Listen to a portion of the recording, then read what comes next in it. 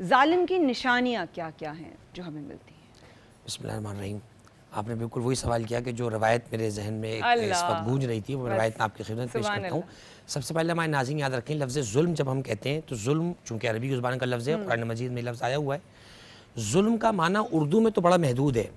مثلاً کسی سے سنیچنگ کر لینا یہ ایک ظلم ہے, کسی کو بے گناہ مار دینا یہ ایک ظلم ہے, یا جناب کسی کو ٹارچر کرنا ہاتھ سے یا خدا نخواستہ تکلیف پہنچانا, یہ ایک اذیت پہنچانا, یہ ایک ظلم کا محدود معنی ہے. محدود معنی. ظلم کا دائرہ بہت وسیع ہے.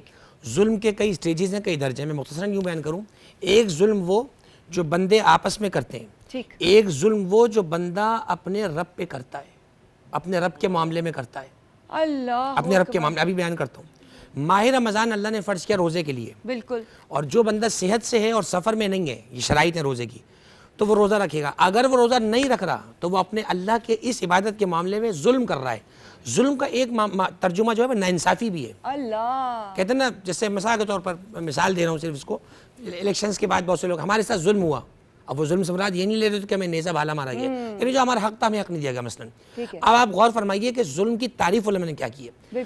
وضع الشیء علی محلہ عدل و وضع الشیء علی غیر محلہ ظلم. چیز کو اس کی جگہ پہ رکھنا عدل ہے, چیز کو اس کی جگہ سے ہٹانا ظلم ہے. اب دیکھیے کتنا وسیع دائرہ ہے. واہ واہ, یہ تو بالکل ہی کتنا وسیع دائرہ ہے. اور قرآن مجید نے جس چیز کو ایڈریس کیا وہ یہ والا نظریہ ہے. اس ظلم کو ایڈریس کیا قرآن نے, اور دیگر بھی پھر ظلم کی جو آگے جا کر تعریف ہیں ان کو بھی ایڈریس کیا ہے.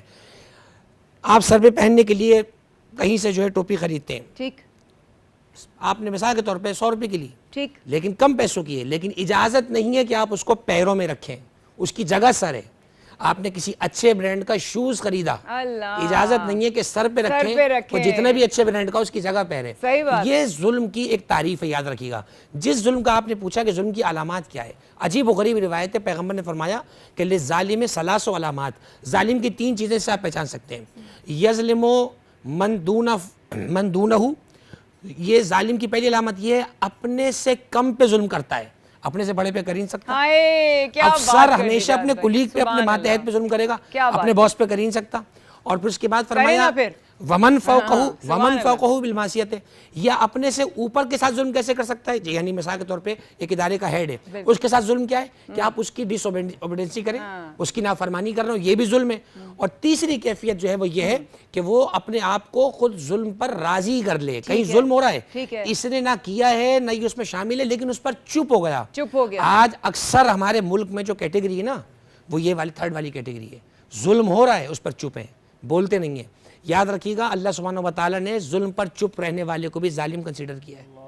حضرت صالح چپ رہنے والا بھی ظالم ہے, اور اتنا شدید ظالم ہے. آپ کی خدمت میں عرض کروں, حضرت صالح علیہ السلام کی قوم میں ایک شخص تھا جس نے صالح علیہ السلام کی اونٹنی کے پیر کاٹے تھے, لیکن اس ایک شخص کے کاٹنے پہ پیر پوری قوم راضی تھی. اللہ نے پوری صالح علیہ السلام کی قوم پہ عذاب نازل کیا ہے. آج ہم من حیث القوم یاد رکھیں, دنیا کے کسی اوریجن میں کہیں کوئی ظلم ہو رہا ہے, اگر ہم یہ کہہ کر چھپے نا کہ ہمارے یہاں تو نہیں ہو رہا, ہمارے یہاں تو ایسا کچھ نہیں ہے, تو آپ یاد رکھیں ناقہ صالح والا جو عذاب تھا وہ ایسا نہ ہو کہیں آپ پر بھی آ جائے. ہمیں چاہیے کہ پیغمبر اکرم کی حدیث ہے, فرمایا یا رسول اللہ ظلم کے درجے کیا ہیں, فرمایا زبان سے روکو, کا زبان سے بولنے پابندی ہو, ہاتھ سے روکو, فرمایا اگر ہماری پہنچ نہ ہو, فرمایا دل سے برا جانو. آج دل میں جہاں کہیں ظلم برا ہو رہا ہے اسے برا جانے, تاکہ ہم قیامت میں مظلوم کے ساتھ ہوں, ظالم کے ساتھ. اللہ اکبر, جزاک اللہ, جزاک اللہ جواد بھائی. ساتھ ساتھ بڑھتے بڑھتے ظلم یا ظالم کی جو شروعات ہوتی ہے وہ کوئی ایک ایسی شناخت ہے جہاں وہاں سے اس کی شروعات ہوتی ہے؟ دیکھیے اس کو میں یوں سمجھ سکتا ہوں روایت کی روشنی میں, جب ہم اپنے عہدے سے, اسٹیج سے, اپنے مرتبے سے, منصب سے ایکسیڈ کر جاتے ہیں نا, جہاں جو میرا منصب ہے, مثلا میرا ڈومین یہاں پر یہ ہے کہ میں ایز اے گیسٹ آیا ہوں, اب میں امور میں دخل دینے لگ جاؤں, یہی میں زیادتی کر رہا ہوں, یہ میں ظلم کر رہا ہوں. میرا ڈومین یہ نہیں ہے کہ میں تمام دیگر معاملات میں یہاں بولنے لگوں. میرا ڈومین یہ ہے کہ مجھے بلایا گیا ہے, میں ایک چیز کو بیان کروں.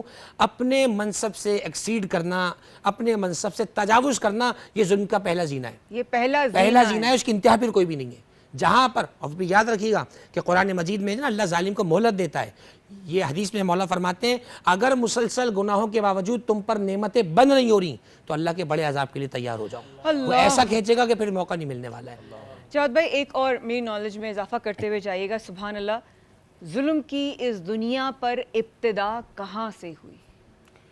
اب دیکھیے اگر آپ زمین کی بات کرتی ہیں, زمین پہ جب پہلا ظلم ہے اور پہلا ظلم قتل ہے, وہ قتل قابیل نے حضرت حابیل علیہ السلام کا کیا ہے. سننے والی یاد رکھ کے قاف سے قتل، قاف سے قابیل. قابیل وہ بھی پیغمبر کا بیٹا ہے، آدم علیہ السلام کا بیٹا ہے. قتل کیا حابیل علیہ السلام کا. علماء نے لکھا ہے کہ قیامت تک ضرور زمین پر جو بھی قتل ہو رہے ہیں، ناگناہ ناحق جو قتل ہو رہے ہیں، ان تمام قتلوں کے گناہ میں قابیل کا پرسنٹیج شامل ہے. اللہ اکبر. جتنے قتل ہوں گے اس میں قابیل کو بھی گناہ مل رہا ہے بار بار. اس کا سبب کیا ہے؟ اس کا سبب کہ جیسے ایصال ثواب ہوتا ہے نا، ویسے ایصال عذاب بھی ہوتا ہے. اللہ اکبر. ایصال ثواب بھی ہے، ایصال عذاب بھی ہے. جو کسی گناہ کی داغ بیل ڈالے گا، جب تک وہ گناہ ہوگا اس کو بھی اس کا کھاتا ملتا رہے گا. کوشش کیجئے اگر کوئی برائی ہم سے سرزد ہو گئی ہے اس کو کاؤنٹر کریں، ختم کریں. ایسا نہ ہو وہ ایصال ثواب کی بجائے ایصال عذاب شروع ہو جائے. سال عذاب کی آپ نے بات کی، کوفہ کا ذکر اگر میں کروں آپ سے، منظر کچھ ہم سے شیئر کر سکتے ہیں؟ کس کا؟ کوفہ. اللہ اکبر. آپ نے بات کی. دیکھیں میں ایک اور لفظ بیان کر دیتا ہوں آج، چونکہ ہم نے ایک ذمہ دار چینل سے بات کر رہا ہوں. دیکھیے ہم جب بھی کوفے کی بات کرتے ہیں تو ہمارے ذہن میں ایک لفظ تصور آتا ہے، اور یہ لفظ بھی مشہور ہے لوگوں میں، الکوفی لا یوفی، کہ کوفے والا وفا نہیں کرتا. یہ پہلی بات تو کوئی حدیث نہیں ہے، یہ سیاسی تحریکوں کے جملے ہیں، لوگوں نے جملے گڑھے تھے. ورنہ حقیقت یہ ہے کہ جتنا زیادہ امام حسین علیہ السلام کے شہید ہونے والے کوفے کے حضرات تھے وہ کوئی نہیں تھی. کہ بھی درست ہے کہ جگہ کے لوگ اچھے برے ہوتے ہیں، کوئی جگہ اچھی بری نہیں ہوتی ہے. ٹھیک ہے، چنانچہ یہ بات ذہن میں رکھیے گا، کوفہ جو اس وقت کا کوفہ ہے، میں بات کرتا ہوں مولا متقیان کے زمانے کی. آپ نے کوفے کے لیے روایت ہمارے پاس تو یہ موجود ہے، میں روزے میں روایت پڑھ رہا ہوں. ان الکوفۃ قبۃ الایمان. امام صادق اسلام فرماتے ہیں کوفہ ایمان کا گنبد ہے. کیسے نام مولا متقیان وہاں رہ رہے ہیں. ایک روایت میں ان الکوفۃ کنز الایمان، کوفہ ایمان کا خزانہ ہے. اور ہمارے یہاں روایات میں تو یہ ہے کہ جب حضرت امام مہدی علیہ السلام ظہور فرمائیں گے تو کوفہ اور کربلا کی دیواریں بالکل مل جائیں گی، کوفہ اور کربلا ایک ہی کر دیا جائے گا. 40 ہجری کے اندر مولا متقیان کوفے میں علی جیسا حاکم عادل نہیں کہہ رہا میں، ایک مورخ ہے عیسائی، اس کا نام ہے جارج جرداق. اس نے مولا علی کو کہا ہے کہ دی وائس آف ہیومینٹی، ندائے صوت عدالت انسانی. اس نے یہ جملہ لکھا ہے، اس نے کہا علی کو صرف عادل نہ کہو، علی سر سے پاؤں تک خود عدل ہے، علی خود عدالت ہے. چنانچہ آپ مولا متقیان کی سیرت کو اگر آپ دیکھتے ہیں، آج اگر ہم سیرت پہ عمل کرنا شروع کر دیں، حضرات اہل بیت کرام ہیں، پیغمبر کے اصحاب کرام ہیں، ان کی سیرتوں کو ہم پڑھتے ہیں، اگر ہم اس کی طرف آ جائیں تو ہمیں بات سمجھ میں آسانی ہوتی ہے.